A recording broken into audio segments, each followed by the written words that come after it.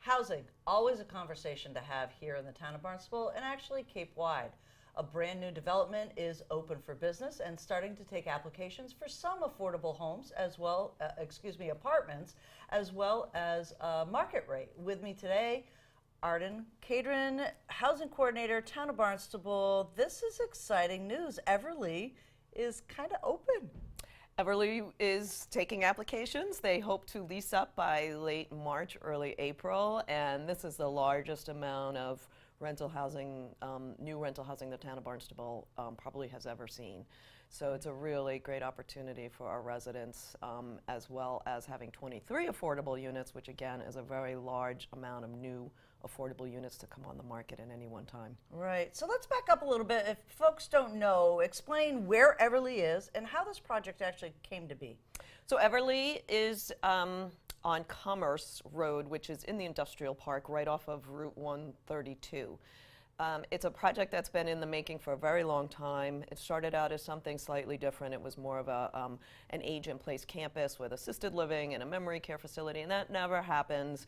I think maybe the economy killed that, and so the original owners sold off the project to Greystar, which is a very large rental housing developer in this country, and they turned it into 225 units of rental housing for active adults. So that means somebody a household member who is over 55. Okay. So this is apartments, right? 1 and 2 bedroom? 1 and 2 bedroom, all rental apartments with a lot of amenities.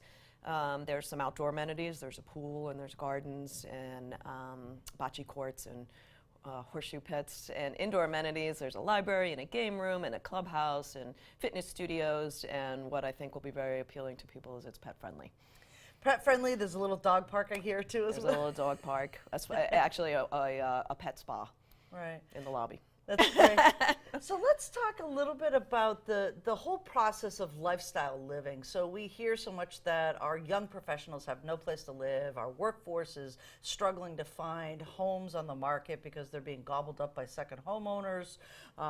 So this actually could maybe take some of that bottleneck away. It might take the bottleneck away. You know, a lot of studies have shown that seniors would like to downsize, move into something other than a large single-family home that has a lot of responsibilities with it, into something else, but those options don't exist.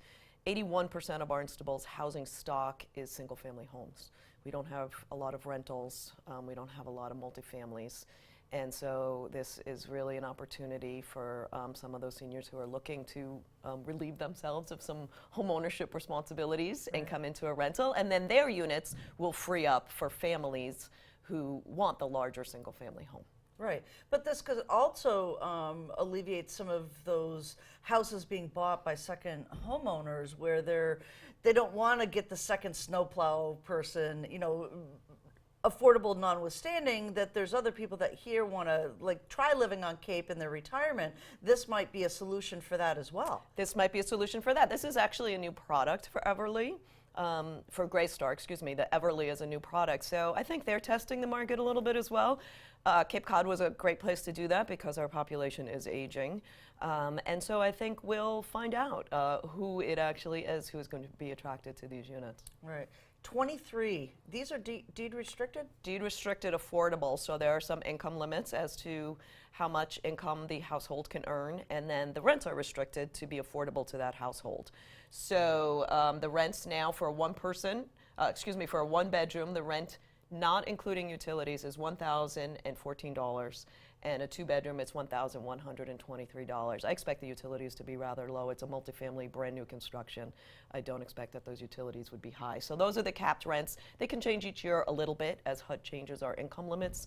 Usually a very small percentage, single-digit percentage. Right, and those are affordable to some of these seniors that are, you know, one person's still working and one has already retired. When you say that one person has to be 55? One person in the household has to be 55, yes. Right. So not everybody. Right. So let's talk about the area. It's the industrial park. It is. But when we think about that, it's really close to everything, the hospital, the mall, other commerce areas. It is. It's and there's a lot of other housing there now as well. There's the Village Green has 120 units, and Carriage House has 30 units.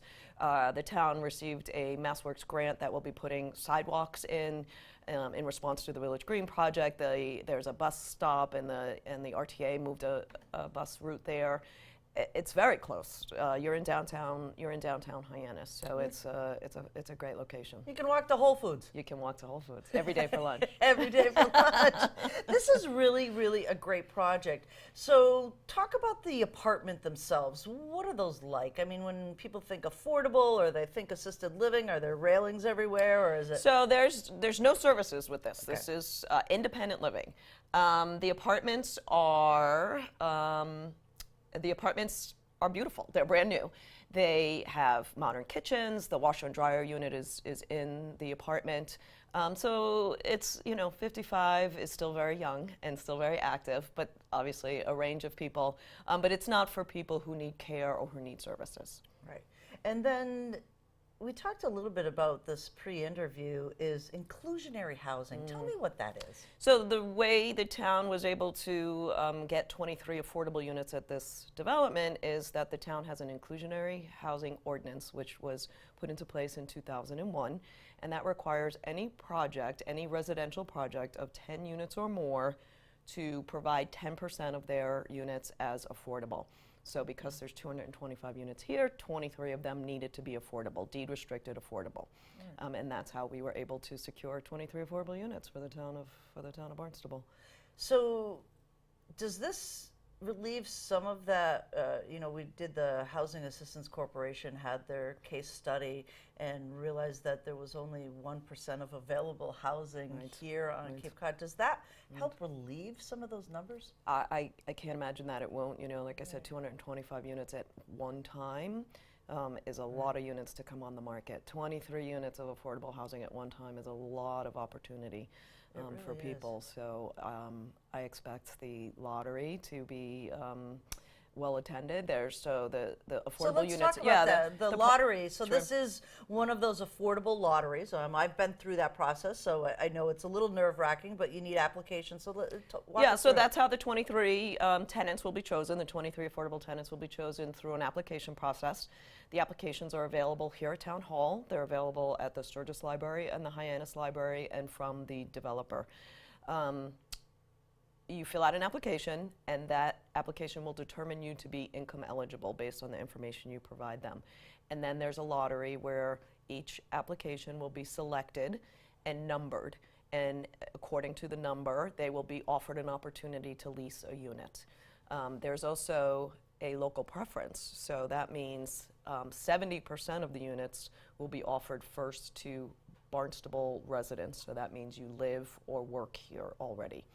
So 70% of those units will be chosen first for Barnstable residents, and then they get to go into the general pool for the other residents as well. So Barnstable residents actually have 2 chances to get on that list. Wow. And just think about that. If, some of those residents here choose this new apartment or are chosen for this new apartment, then those houses that they're currently living in are coming up for workforce housing or affordable housing for families. Absolutely. Those units will become available no matter where it is that they're living. Right. So it'll be exciting to see. It is really exciting, and I hadn't realized how much housing was in that area at this point in time, and it's perfect because it doesn't really impact wastewater. There's infrastructure there already. There is. These projects are on sewer and obviously public water, so there is infrastructure there, which is the key to creating multifamily housing. Fantastic. Thanks for the update, Artis. Sure, thank you.